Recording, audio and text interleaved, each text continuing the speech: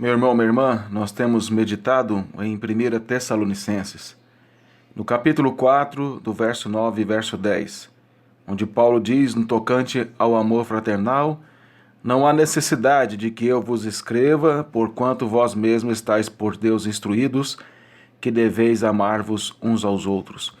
E na verdade estáis praticando isso mesmo para com todos os irmãos em toda a Macedônia. Contudo, vos exortamos, irmãos, a progredirdes cada vez mais. O apóstolo Paulo terminou de falar sobre a santificação por meio do uso honroso do corpo e a mortificação dos desejos da carne, o capítulo 4, verso 1 a 8. Agora ele aborda esse outro aspecto que é o amor fraternal entre os irmãos. Aparentemente, não havia nenhuma contenda entre os irmãos em Tessalônica, como houve lá na igreja em Corinto, ou na igreja de Filipos. Na igreja de Corinto, 1 Coríntios capítulo 1, verso 11, diz Paulo que havia contenda entre os irmãos, divisões, que ele havia sido informado pela família de Cloé. Em Filipos, Paulo fala, embora fosse uma igreja muito boa, havia lá uma dificuldade de relacionamento entre duas irmãs, Cloé, Sintique e Evódia, capítulo 4, verso 2. Mas Paulo aqui nessa carta, ele não fala de nenhuma contenda que aparentemente pudesse existir. Isso já nos ensina de imediato que mesmo quando uma igreja está bem em termos de comunhão, não há nenhuma dificuldade maior entre os irmãos, ela não deve baixar a sua guarda, ela não deve acomodar-se à sua situação. Nós devemos sempre buscar aperfeiçoar o nosso amor mútuo, devemos sempre buscar viver conforme a palavra de Deus. Paulo diz aí no verso 10, e na verdade estáis praticando.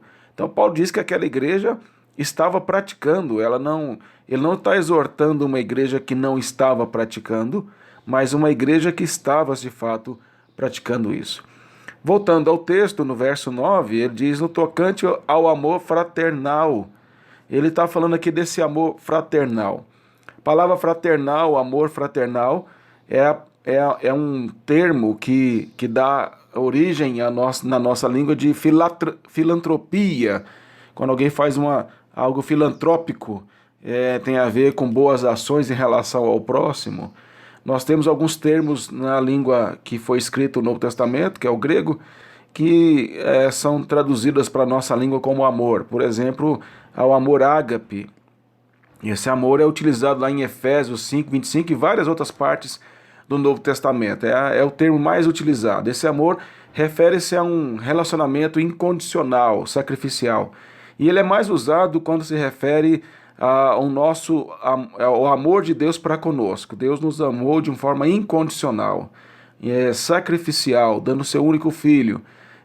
Nós não merecíamos esse amor e ele nos amou a si mesmo. Então a essência desse amor ágape é nesse sentido.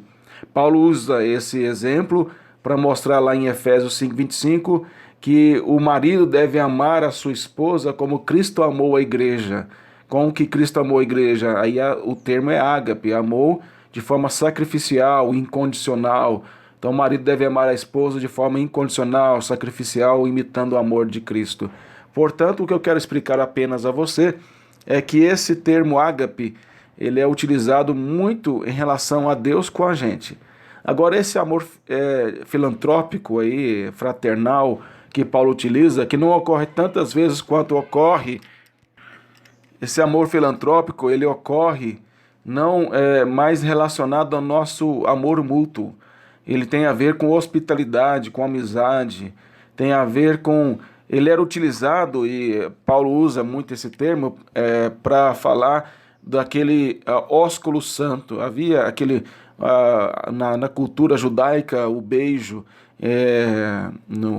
o ósculo entre os homens, como sendo uma amizade, revelava profundo respeito mútuo, o que para nós é estranho na nossa cultura, naturalmente, mas lá não era. Isso era uma maneira de respeito, como por exemplo um filho beija o rosto do pai, como um sinal de respeito, de admiração. Lá também era feito dessa forma.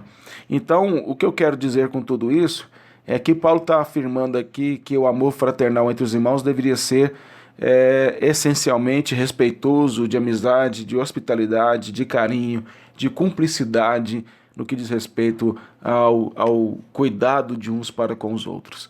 Então eu gostaria de terminar essa devocional falando que a igreja deve desenvolver-se nesse sentido, deve entender que nós somos uma grande família, uma família de Deus, e que as igrejas sérias, elas desenvolvem isso como princípio bíblico, porque isso é ordem de Deus para que a igreja assim faça, a partir de Deus, desenvolver o amor uns para com os outros. Que Deus assim nos abençoe em nome de Jesus. Amém.